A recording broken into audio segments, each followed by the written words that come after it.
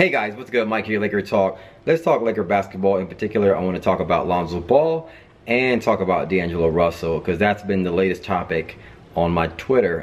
Since my last video, obviously we drafted Lonzo Ball, Kyle Kuzma at 27, and then we got Josh Hart at the 30th pick. Really like Josh Hart. I don't know too much about Kyle Kuzma. Josh Hart, I've seen him. I mean, he's been in college forever, and Villanova has been good forever, and so I'm kind of used to seeing him on TV, you know, just like in passing. You kind of see him over the years. I like that pickup. Kyle Kuzma, don't know too much about him, but he looks like a nice guy, good size, good athletic wing. We'll see what he can do. Not sure if those guys remain on the team long term or if they're included in a package for Paul George in this offseason come free agency July 1st or at the All-Star break. Who knows? To be determined. But we picked up Lonzo Ball, and the talk on my Twitter has been really, now that the Paul George trade rumors is kind of like simmering, is coming to a simmer. There's not a lot of stuff going on at this exact moment that I'm recording this video. There's still some possible three-team deals going on with Pacers and the Cavs or something. To be determined, okay, on what's going on with the Pacers. They're trying to hold out for Paul George and trying to get better assets in return. And to be honest with you, we're limited in terms of the value that we have to offer for them. They don't value Julius Randle so high. They don't value Jordan Clarkson so high, and you know, so we might have to wait it out. We'll see. To be determined. That's another video. That's for another topic. But I want to talk about Lonzo Ball and D'Angelo Russell, because in my Twitter, D'Angelo Russell's name keeps coming up. It's in the news. A lot of people in my little circle and whatnot. I'm still seeing some rumblings about people being upset, people being, you know, really hurt over the D'Angelo Russell trade, and I want to just speak on that and talk about the differences between what we're going to get at Lonzo Ball and what type of game D'Angelo Russell has, and just to really clear it up, like, we made the right choice. Let me just say this. D'Angelo Russell would have been traded, packaged for Paul George, guaranteed. Okay, if we didn't trade him first for cap space reasons, because that deal is a lot sweeter, because we have this unwritten guarantee from Paul George that he's going to leave free agency and his choice is the Lakers. The cap space deal is a lot sweeter than trading for Paul George straight up right now. Okay, you can slice those concepts up however you wish. Okay, D'Angelo Russell would have been packaged for Paul George. Okay, put aside cap space reasons, he would have been traded. Okay, trust me.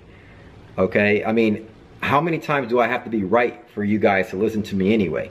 I've been calling for the D'Angelo Russell trade 6 months ago. I got a video, I checked the date. It was like in December. Okay, I mean, he has only been in the league 2 years, so it's pretty quick that I was calling for a D'Angelo Russell trade. Okay, and it happened. He was going to get traded this year for Paul George, guaranteed. If Brooklyn Nets say, no way I'm taking Miles Goff contract, we would package D'Angelo Russell, because he is the one asset that we have the most value in. So Pacers would have wanted him in return with those draft picks, 27th and 28th pick, for a Paul George. Okay, it would have gone down. So don't give me this about he only got traded for cap space reasons. No, that deal happens to be sweeter.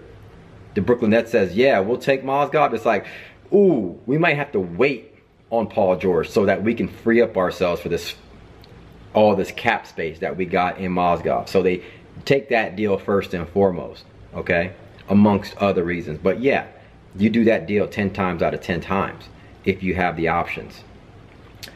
And so that's where it is. So I just want to give you that fact. He would have been traded. Trust me. Okay, do I have to be right on everything for you guys to listen to me? I'm right a lot. He would have been traded, okay? But now that he's gone, we got Lonzo Ball, and folks are like, no, we got rid of, you know, a guy with good potential. Here's the thing that we get from Lonzo Ball. that D'Angelo Russell is not capable of providing. We got a true point guard in Lonzo Ball. I'm talking a true old school point guard that actually is, his number one asset is predicated on getting other people the ball. That's that's where he flourishes. All right, watch his high school videos, watch his AAU videos, watch his college videos, watch all his videos. Watch him play in a damn pickup game at the YMCA. He gets other people involved. That's his entire game. I saw a video once with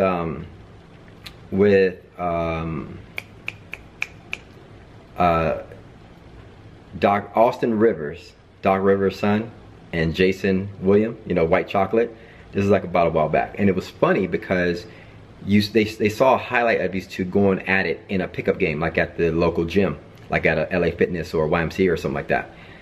And all the highlights from Jason Williams, 90% of the highlights or 80% of the highlights was him with these sweet passes and getting other people involved in this highlight. And all the highlights from Austin Rivers was him going one-on-one and pulling up, okay, and hitting jumpers. And it's very funny, and I say that to say that this: you're either a good basketball player, an NBA-worthy basketball player, and you love to score, and that's your mindset. You want to score, or that's just your number one asset.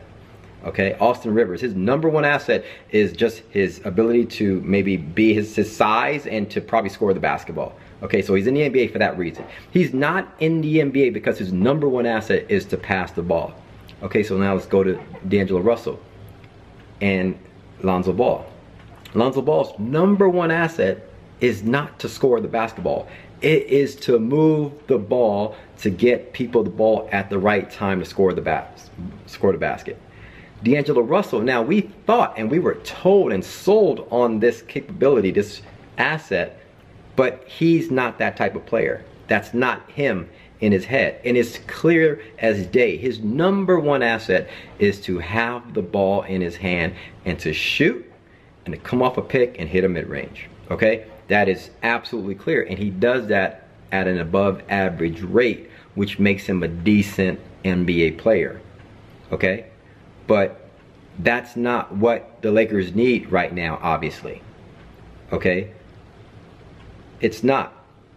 We don't need, and it's shown over the years and over the months, that when D'Angelo Russell is not engaged with the ball, when he is not engaged taking 20+ shots, that there is very little that he can do in an NBA game to affect the game. Lonzo Ball, he flourishes if he only takes 10 shots. You know, because he's getting people the ball. He's throwing court-to-court passes. Will Kane on First Take, Will Kane sometimes subs in for Stephen A. Smith and Max Kellerman. Today on First Take, he said it very clearly. He goes, Lonzo Ball is the type of player that the team gets a defensive rebound, and he knows what's supposed to transpire 10 seconds, 20 seconds later. And he gets that person to the ball quickly so that they can get the other person the ball, and then they can make that extra pass to score the bucket. Or he runs down and gets that person the ball so that person can take the shot. Or he gets down and quickly passes the ball for somebody to maybe get the lob. That's the specialty that we get from Lonzo Ball. And basically, with that particular skill set, it's almost impossible for him to actually come out and do bad. Because when everybody else flourishes on the team, now everybody wants to play with you, and nobody's writing articles and blog posts about how, man, you only scored 7 points. No, that's his game. His game is going to be around 12 points average in probably his first year in the NBA, and dropping around 7 assists. Okay? On the average. 7, 8 assists. Because that's going to be Lonzo Ball's game. That is not D'Angelo Russell's game. Now, you might have the argument and say, Mike, well, D'Angelo Russell had games where he had 11 points but got people involved, here's the difference. The difference is that you're only utilizing D'Angelo Russell's skills at halfway.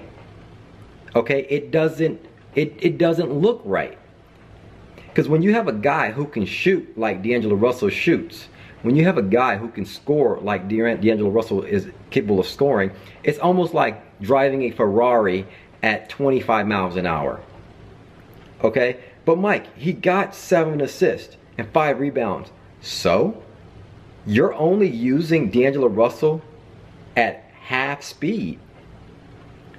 His best #1 asset, like a Ferrari, is to go fast. Open road and go fast. Not D'Angelo Russell go fast on the court. I'm comparing that to his shooting ability.